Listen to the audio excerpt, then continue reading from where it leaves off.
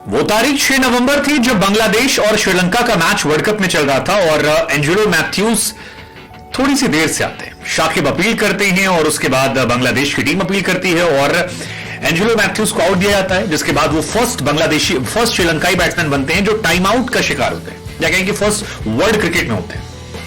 लेकिन कहते हैं ना कि समय का चक्र घूमता है। 6 नवंबर से 6 दिसंबर आई। मुशफिकुर रहीम बांग्लादेश के विकेटकीपर बल्लेबाज बांग्लादेश के पहले बल्लेबाज बन गए हैं जो ऑब्स्ट्रक्ट द फील्ड नियम के तहत आउट दिए गए। टेक्निकली उन्हें आउट नहीं होना चाहिए था। एक बॉल आती है, मिडिल स्टंप पर आती है, बॉल उसको ब्रेक करते हैं, बॉल वाइड के बाहर जारी होती है और न जाने उन्हें क्या सोचता है, गेंद उठा देते हो। सामने जेमिसन अपील करते हैं, अंपायर साहब। अब बांग्लादेश शॉक है। बांग्लादेश कह रही यार विकेट पे तो बॉल नहीं थी, आउट क्यों दे दिया बाबू। तो फिर धीरे से आवाज पीछे से आई, वैसे तो मैथ्यूज भी जानबूझकर नहीं किए थे। हमने कहा ठीक है जी कर्मा। लेकिन मुशफिकुर रहीम कमाल के कैरेक्टर है, ये पहला मौका नहीं है। रहीम साहब इसके पहले एक बार स्टंप पर पैर मारने चलते आउट हो गए थे। मतलब बॉल स्टंप पे आई थी, लात मारी उन्होंने और बॉल तो नहीं लगा लेकिन स्टंप पर पैर लग गया। एक बार फील्ड पर एग्रेशन दिखाने लगे थे, रन आउट हो गए थे। सो क्वेश्चन ये भी कि वाई मुशफिकुर रहीम हो। क्या मैं आपको बता दें 4 विकेट गिर गए थे और एक अच्छी पार्टनरशिप जो है मुशफिकुर रहीम कर रहे थे शहादत के साथ। अच्छी पार्टनरशिप चल रही थी, बढ़िया मैच चला था। मुशफिकुर 80-85 बॉल खेल चुके थे, 35 रन बना चुके थे, धीरे धीरे टीम बढ़ रही थी और ऐसा लग रहा था कि बांग्लादेश फर्स्ट टेस्ट मैच जीतने के बाद सेकंड टेस्ट मैच में भी डोमिनेट करेगी। जेमिसन की गेंदबाजी होती है, जेमिसन का तीसरा ओवर होता है, उसी ओवर में मिडिल स्टंप पर बॉल आती है और जनाब जो है कर रहे थे। और उसके बाद अपील होती है, मुशफिकुर शॉक।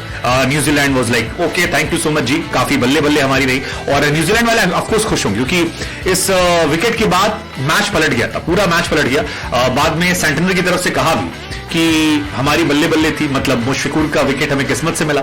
उसका असर यह रहा कि न सिर्फ वो आउट हुए बल्कि लास्ट 6 विकेट जो है वो 68 रनों पर गिर गए और जो बांग्लादेश 100-100 कुछ रन पर 4 विकेट थी वो 172 पर ऑल आउट हो जाती है। So they were like we are very happy.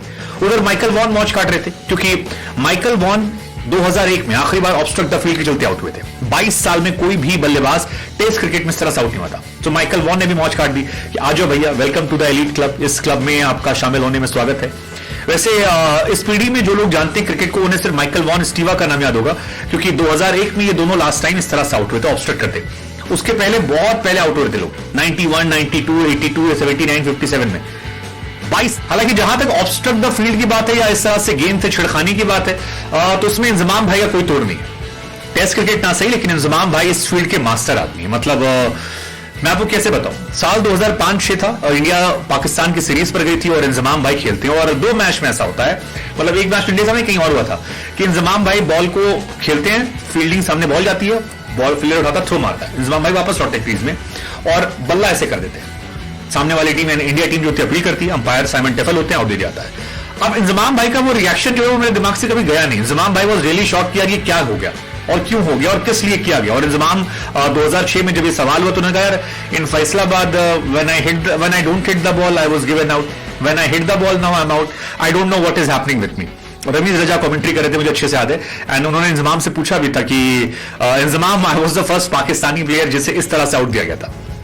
अब आप एक और पाकिस्तानी है, कैसा लग रहा है आपको? उन्होंने कहा मेरे को नहीं पता। और इसका काफी मजाक भी उड़ता है क्योंकि रैना और तमाम प्लेयर जो थे उस टाइम उन्होंने अपील की थी और इंजमाम आउट इसलिए बिकॉज वो क्रीज से काफी आगे थे और आगे की वजह से उन्हें आउट दे दिया गया बिकॉज अगर वो क्रीज में होते, हालांकि बॉल स्टंप पे आ रही थी, बॉडी पे भी थी, सो उन्होंने अपनी बॉडी को रोकने के लिए किया था। लेकिन क्योंकि वो क्रीज से बाहर थे तो वो बॉल डायरेक्टली रोकना मतलब आप नियम कायदे कानून के खिलाफ है और वहां पर उनको जी थैंक यू सो मच। लेकिन बांग्लादेश वाला इंटरेस्टिंग इसलिए क्योंकि एक तो मुशफिकुर है, मुशफिकुर अपने अजीबो गरीब चीज के लिए जाने जाते हैं। दूसरा, श्रीलंका के साथ 1 महीने पहले ही एग्जैक्टली ये कहानी हुई थी, तो 1 महीने बाद श्रीलंका के साथ जो किया था वही इनको मिला।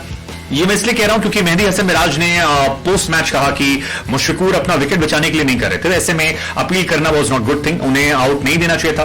बहुत ही मूवमेंट में डिसीजन होता है, ऐसे में विकेट बचाने के लिए उन्होंने नहीं किया था। तमीम इकबाल साहब ने कहा कि यार कई बार क्या होता है ना, जो बैट्समैन होता है वो क्रिकेट में प्रैक्टिस करता है, तो प्रैक्टिस करते वक्त जब बॉलर गेंद फेंकता है तो आप वापस कर देते हैं, तो हो सकता है उसी फ्रेम ऑफ माइंड में उन्होंने ये काम किया हो। लेकिन जो भी किया ये कमाल था, मतलब ये कमाल था और इसके चलते उनके साथ बवाल भी कटा and he was given out. Santner का रिएक्शन हमने बताया कि सेंटनर कह रहे थे कि भैया हमारी बल्ले बल्ले हो गई। हालांकि मैच जो है ये अभी भी इंटरेस्टिंग है क्योंकि बांग्लादेश ने कमबैक कर लिया, बांग्लादेश ने बैक टू बैक विकेट निकाले हैं और फिलहाल न्यूजीलैंड जो है वो भी बैकफुट पर है, क्योंकि शुरुआत अच्छी हुई थी, बड़ा ठीक ठाक हुई थी, लेकिन 55 फॉर 5 विकेट उनके हो गए हैं। और ब्लेंडल खेल रहे हैं, मिचेल खेल रहे हैं, लेट्स जस्ट सी क्या फिलिप खेल रहे हैं, फिलिप और मिचेल खेल रहे हैं। ये दो अच्छे बैट्समैन हैं, लेकिन ऑलमोस्ट सारे बड़े बैट्समैन, कॉनवे का विकेट निकाल लिया, लैथम का निकाल लिया, विलियमसन का निकाल लिया, रचिन रविंद्र मेरे फेवरेट खिलाड़ी खेल नहीं रहे हैं। लेट्स जस्ट सी क्या होता है। लेकिन ये कहानी 22 साल बाद रिपीट हुई। मैं लगा हम आपसे पूछते हैं, कर्मा होता है, एक महीने पहले उधर अब इधर